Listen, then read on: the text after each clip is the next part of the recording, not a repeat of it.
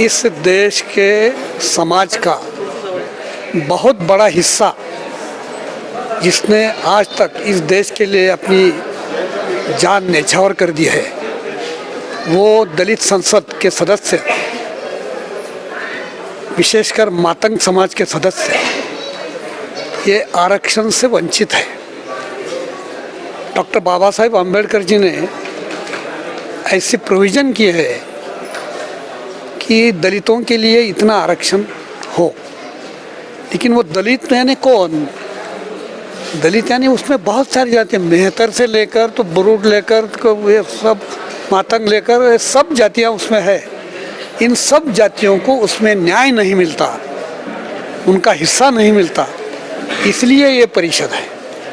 यही विषय पर यहाँ पर बहुत बड़ी चर्चा हो गई और सबका ये मत हो गया है कि इसकी लड़ाई मैदान में और न्यायालय में दोनों तरफ लड़नी चाहिए। हमारी सबको शुभेच्छा है, हम इनके साथ हैं। इन पर जो अन्याय हुआ है वो दूर होना चाहिए। दुर्भाग्य से इस देश में आज आंकड़ों का आंकड़े सारे पिछड़े पर सवार हुए हैं। आंकड़े किसकी सुन ही नहीं रहे हैं, बस आगे आगे आगे बढ़ते जा रहे हैं। पीछे कौन है क्या नहीं। इतने 58 मोर्चे निकले मराठा समाज के, पीछे मुड़ के देखा भी नहीं उन्होंने।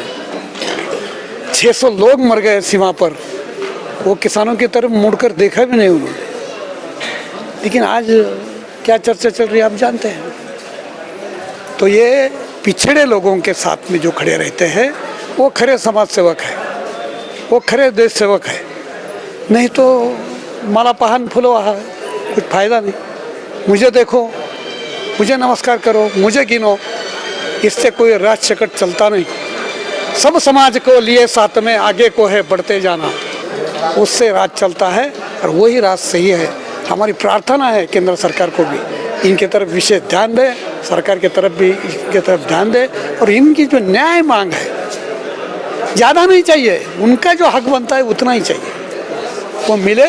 और इस विषय को हम हमारे स्तर पर, अभी तो मैं कोई प्रतिनिधि नहीं हूँ, आमदार खासदार नहीं हूँ, लेकिन जो हमारे मानने वाले, हमको चाहने वाले आमदार खासदार है, उनके पास इस विषय को रखेंगे हम और उसका परसुएशन करेंगे।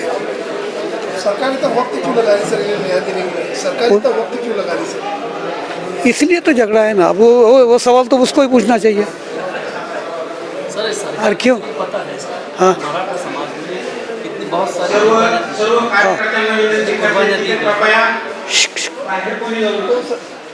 सारी कुर्बानियाँ दी गई। हाँ, और आपने अभी बताया कि इतने मोर्चे निकले, उसके बावजूद जो है तो सरकार के कान पे जो नहीं रेंग रही, इसका क्या मतलब है? ये डीएनए कुछ अलग है, ये मनुवंश का डीएनए है,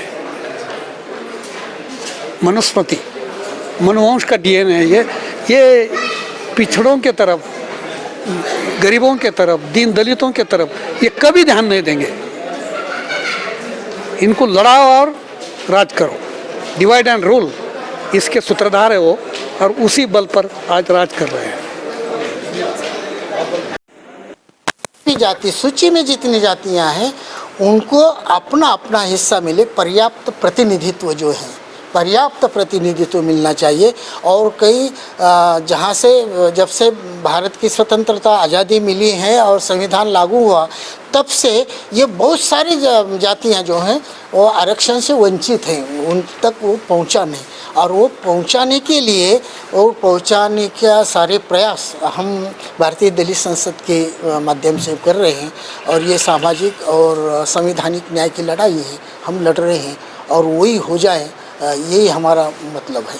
तो सहज तो वो कोई बात नहीं देती, उसके लिए लड़ना पड़ता है, बोलना पड़ता है। बात ये है कि कोई भी विषय हो, विषय के लिए वो विषय को रखना पड़ता है और बात करनी पड़ती है। यहाँ बातें ही नहीं हुई थी अभी तक, और बहुत दिनों से ये चल रहा है मामला, आंधी का मामला चल रहा है। ऐसे देखा गया कि मराठा आरक्षण के लिए कई लोगों ने अभी तक जो तो कई शहीद हो गए, कई लोगों ने कुर्बानियाँ दी हैं। और उसके बावजूद तकरीबन कम से कम 58-60 जो तो मोर्चे निकले पूरे महाराष्ट्र में। जी जी। लेकिन केंद्र सरकार के और महाराष्ट्र सरकार के ये इनके कान पे जो तक नहीं रेंग रही, इसकी क्या वजह है सर? नहीं, मराठा आरक्षण की बात थोड़ी सी हट के है।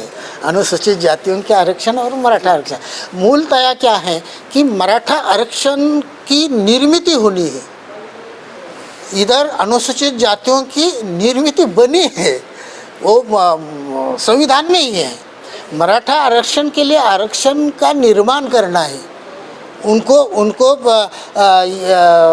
मागासवर्गीय या पिछड़े जातियों में रखना है, उनको वो सिद्ध करना है और उनके लिए नए सिरे से निर्मित करनी है आरक्षण की, और ये आरक्षण के पात्र बनाना है उन्हें। इधर ऐसी बात नहीं है, ये पात्र ही है और ये तय बात है कि ये अनुसूचित जाति हैं और उनके लिए आरक्षण है, संविधान में आरक्षण है। इनके लिए मामला ये है कि उनके बनाना है आरक्षण के लिए पात्र बनाना है। इसलिए तो ये आयोग बनाया था उन्होंने, इसका अध्ययन किया उन्होंने, उसके पहानी दौरे जो बोलते हैं वो हो गए कि भाई ये कैसे भी हो, ये इतर मागासवर्गीय यानी पिछड़ी जाति के हैं, ये सिद्ध करने के लिए ये सारा चल रहा है ना। दिल्ली से जो आंदोलन है हमारा, वंचितों की भागीदारी का आंदोलन, वंचितों को आरक्षण में भागीदारी कैसे मिलेगी, जो आंदोलन चल रहा है भारतीय दलित संसद के द्वारा चलाया गया है, उसमें भाग लेने के लिए हम लोग आए हैं और हम लोग इस मुद्दे को लेकर सुप्रीम कोर्ट में लड़ाई लड़ रहे हैं। पिछले 10 साल से हम सुप्रीम कोर्ट में बैठे हैं इस लड़ाई को लड़ने के लिए, क्योंकि सरकारें हमारी अब सुनती नहीं हैं। सरकारी ताकतवर जातियों की सुनती है, ताकतवर वर्गों की सुनती है। हम लोग वंचित समाज के लोग हैं, हमारी उतनी ताकतवर आवाज़ नहीं है, इसलिए हमने ये रास्ता चुना है कि हम कम से कम अगर सरकारें हमारी नहीं सुनेंगी तो कोर्ट तो सुनने वाला है। वो कानून की लड़ाई, हमारी भागीदारी कैसे बने, वंचितों की भागीदारी कैसे बने पूरे देश में, पूरे राष्ट्र में, सभी वंचित जातियों के लिए, किसी एक विशेष के लिए नहीं। ये लड़ाई हम लोग लड़ रहे हैं और जिस तरह से महाराष्ट्र में हमें सहयोग मिल रहा है राष्ट्रीय दलित संसद और दूसरे संगठनों के माध्यम से, वो ये सब चीज़ें हमारी लड़ाई को और मजबूत कर रही हैं। तो हम अब यही उम्मीद कर सकते हैं कि बहुत जल्दी हमें कोर्ट से न्याय मिलने वाला है। जब उसकी सूचना आएगी, जिस तरह से भी होगा, आप लोगों को जानकारी मिल जाएगी। मैं आपका आभारी हूँ और विशेषकर औरंगाबाद में महाराष्ट्र के सभी मित्रों का आभारी हूँ, मुझे यहाँ आमंत्रित किया इसमें भाग लेने के लिए। सर नाम बोलिए आपका? डॉक्टर गोपी शुक्ला।